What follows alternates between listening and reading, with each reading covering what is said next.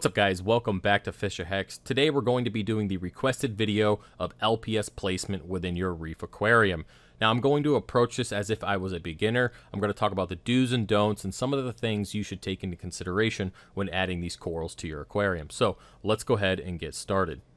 Okay, let's go ahead and first talk about what LPS stands for and what type of corals that may be. Now, LPS stands for Large Polyp Stony. This is going to be your bubble corals, torch corals, hammers, frog spawns, acans, favias, plate corals. These seem to be the most popular type of corals in a mixed reef tank and are very attracted to beginner hobbyists because of the movement, how they grow, and the overall coloration. Now, another reason why beginners are so attracted to LPS is because of how forgiving they can be when it comes to fluctuations in temperature, salinity, overall water quality. And one of the things that as a beginner is you're learning how to stabilize the tank and really keeping the water parameters where they should be. And sometimes there's a little bit of a learning curve there, and having LPS and soft corals, those types of corals can really tolerate those fluctuations. Of course, there are extremes that no coral will ever tolerate, and we could talk about that in a later video, but really they are more forgiving than your traditional SPS, Monty, Digi, Acropora. So if you really want to get into the harder to keep coral but not into the SPS side of things, sticking with your LPS would be a great start. All right, now that that's all said and done, let's go ahead and talk about this as if I was a beginner. I just got out of the local fish store. I picked up a hammer coral. I'm home. Now what should I do? Well, the first thing you should always do is dip and inspect your coral for pests. Use whatever dip you so choose. I personally use Coral RX. You're going to dip it, look for Aiptasia, verminted snails, any other pests you want to remove from the coral, and ideally you should quarantine that coral for at least 30 days before putting in the tank. But I can tell you right now, if you're watching this video and you're just trying to get into it, 99% of beginners do not quarantine their coral. But once you run into some issues, you will finally learn throughout the hobby that you should always quarantine. But I will link a video in the description of my personal coral quarantine tank here in the fish room for those of you who are interested in checking that out. Now moving forward here, so you dipped your coral, it's pest free, you're ready to go. Now you want to put it in your tank. Where should you put it? Well, there's a couple things you want to take into consideration. I'm assuming that you Googled the coral that you want. You have a general idea of what the coral will look like as it grows, what kind of room it will take up. That's something you want to think about. What the coral is going to grow into, how much room does it require, how long are the tentacles, is it going to sting any other coral in the area? That's what you want to consider before adding the coral to a specific location. Now, what I recommend you do, and I personally do this, is kind of group corals up together. So if you're going to get frog spawn, hammers, you want to kind of put those in their own little group because they're going to grow together. They're not going to hurt each other. But understand that if you get a torch coral, you cannot put that near a hammer or a frog spawn. It's just going to damage those corals. So when you add corals like that together, putting them in their own little, what you call a garden, like an LPS garden, that's a good way to kind of mix up the coloration and have an area within the tank where they can grow together and not have to worry about them killing other corals. Now, another question people ask me is where should you put the coral in regards of bottom, middle, or top of the tank? Now, this is going to be different for every single tank based on the lighting intensity and the flow, but most people, and personally I do this, go ahead and put the LPS on the bottom or halfway up the tank. I usually like to save the top of the rock structures for SPS coral and a mixed reef, but if you plan on doing all LPS or having just a softy tank like that, definitely go ahead and put it wherever you want in the rock structure. Just understand that just because you put a coral in a spot does not mean that's where it's going to stay forever, and it doesn't mean that the coral is going to be happy, and we're going to talk about that next. Now, I really don't want to dive too much into like water parameters or PAR. I will simply say that you should have the basic stable water parameters of calcium, alkalinity, magnesium, and specifically alkalinity is definitely something that should stay stable. And then when it comes to PAR, again, I've seen the same type of coral at 90 PAR do just as well at 600 PAR, so I don't really want to get into all that.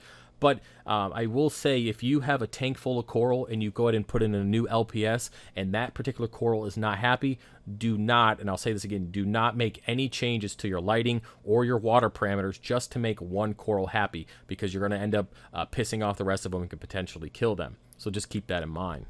So with that said, let's go ahead and fast forward a couple weeks and basically look at this coral. Either it's going to be open, happy, looking better, or as good as it did at the local fish store, Or on the other hand, it's going to be closed up. It looks stressed out. It's not really fluffy. You could tell there's something wrong with it. One of those two things are going to happen within the first couple weeks of adding this new coral. And if you already have corals in your tank and they all seem to be doing fine, then you can just narrow it down to this particular spot, or this particular coral is just not doing well. But if this is your first coral and maybe it's your first, second, third coral and it's just not doing well, again, I would double check your water parameters and those things I mentioned previously to make sure that your tank is in a good range. So let's go ahead and just say that your coral is one of many, but it's not doing well. Well, maybe it's that particular location. Maybe it doesn't like the flow. One thing about LPS corals is they don't really require a lot of flow. Now, I will say that hammers and frog spawn really like dead spots within the tank. And a quick tip to finding a dead spot is just look where poop and food collects throughout the week prior or to cleaning it out for your water changes. Now you can try relocating that coral in one of those locations and give it a couple weeks, if not 3 or 4 weeks, to kind of see if it opens up and adjusts. And then again, you can do this several times until you find a good spot. That's definitely a way to do that. And one thing you need to understand is that you can't always make every coral happy. Just like people in life, somebody and something is just not going to be happy regardless of how hard you try. And that's something that I ran into here with the 300 gallon. Now, I used to have hammers and frog spawns in this tank, but I just couldn't make them happy. And I didn't want to sacrifice the entire tank and all the acros and everything that was doing so well just to make a couple corals happy.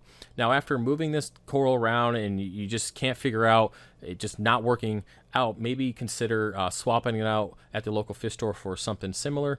One thing you understand is that corals that are grown in the ocean tend to be more sensitive to the aquarium, and trying to get corals that are grown and raised in aquariums is always the best bet because they have a better chance of survival. All right, so let's go ahead and fast forward and say you went through this whole process and you finally found a location for this coral. It's open, it's doing great. Now, look around the coral. Do you have other ones that will be negatively impacted as this one grows? Maybe you have some SPS around there, or maybe you have a torch coral, something like that. I would hope that you took that in consideration before even putting that coral there in the first place. But let's just say that all else fails, you end up having to put it close to a green bird's nest or something, a frag like that you have in the tank. Well, what you could do is always relocate that green bird's nest, allowing this coral to continue to grow and do well, or you can simply do some management of both types of corals as they grow, just depending on what you want to do with your tank. Or you could just let it go natural.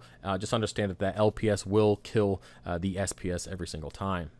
Now, before I talk about the management of LPS coral, if you have really any questions about how an LPS will interact with corals around it, definitely look at your tank after a couple hours when the lights have gone off. Basically, you're going to see what we call sweeper tentacles or feeder tentacles. Some of the longest tentacles can come out of the smallest LPS frag, and they will swing around and basically whatever it touches, say a sweeper tentacle from a Favia touches a green bird's nest or any other SPS, it will damage and kill that SPS over time. It's not something that's going to happen right away, but if you do see it, consider moving that frag or moving the SPS. Either way, you want to keep them away from each other to prevent that death. Now, recently here in the 300 gallon, I have ran into some issues with my Hollywood Stunner Chalice. Now, I have fragged this coral many times to keep it away from the SPS.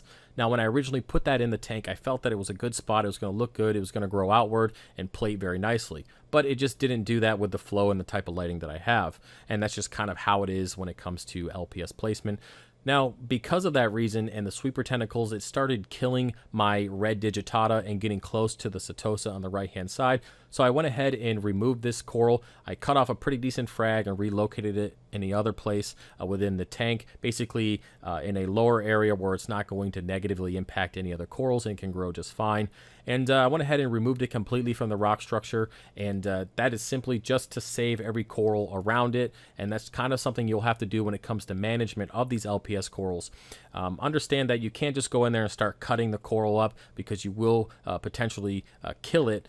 That's why I always recommend that you go ahead and figure out the placement early on so you can kind of avoid what I had to do here in the 300 gallon.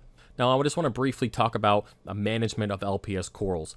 As I mentioned before, you can't just go in there and start snipping off the coral because you could cause a lot of damage. It's not like SPS where you can just snap off a few branches and let it grow and everything's going to be fine. It doesn't work like that in the LPS world.